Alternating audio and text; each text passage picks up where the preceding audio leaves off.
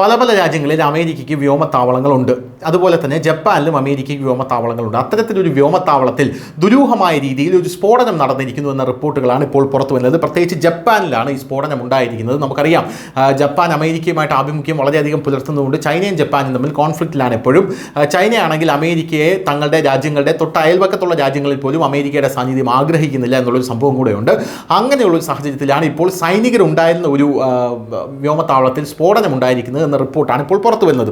ജപ്പാനിലെ തെക്കൻ ദ്വീപായിട്ടുള്ള ഒക്കിനാവയിലെ ഒരു അമേരിക്കൻ വ്യോമത്താവളത്തിലാണ് ഭീകരമായിട്ടുള്ള സ്ഫോടനം ഉണ്ടായത്. 4 ജാപ്പനീസ് സൈനികർക്ക് പരിക്കേറ്റതായിട്ടാണ് പ്രാദേശിക ഉദ്യോഗസ്ഥർ ഇപ്പോൾ പറയുന്നത്. ഒക്കിനാവയിലെ ഒരു കെട്ടിടത്തിന് സമീപമാണ് ഈ സ്ഫോടനം നടന്നത്. ഇവിടെ ജോലി ചെയ്യുന്ന സൈനികരുടെ വിരലുകൾക്ക് പരിക്കേറ്റു എന്ന റിപ്പോർട്ടുണ്ട്. 2ാം ലോക മഹായുദ്ധത്തിലെ ഏറ്റവും ഭീകരമായിട്ടുള്ള യുദ്ധങ്ങളിൽ ഒന്നായിരുന്നു ഒക്കിനാവ എന്നുള്ളതാണ് മറ്റൊരു പ്രധാനപ്പെട്ട കാര്യം. ഇനി ഈ സ്ഫോടനത്തെക്കുറിച്ച് അമേരിക്കയുടെ ടേക്ക് എന്താണ്? അമേരിക്ക എന്താണ് ഈ സ്ഫോടനത്തെക്കുറിച്ച് പറയുന്നത് നമുക്ക് നോക്കാം. സൈനികരുടെ പരിക്ക് ജീവന് ഭീഷണിയല്ല എന്നാണ് അമേരിക്ക പറയുന്നത്. പ്രാദേശിക ഉദ്യോഗസ്ഥർ ഇത് പറയുന്നു.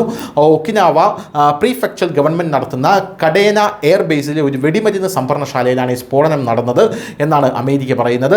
US വ്യോമസേന പ്രസ്താവനയിൽ ഇത് സൂചിപ്പിക്കുന്നു. സംഭവത്തിൽ ഒരു US സൈനികനും ഉൾപ്പെട്ടിട്ടില്ല എന്നും അമേരിക്ക ആശ്വസിക്കുന്നുണ്ട്.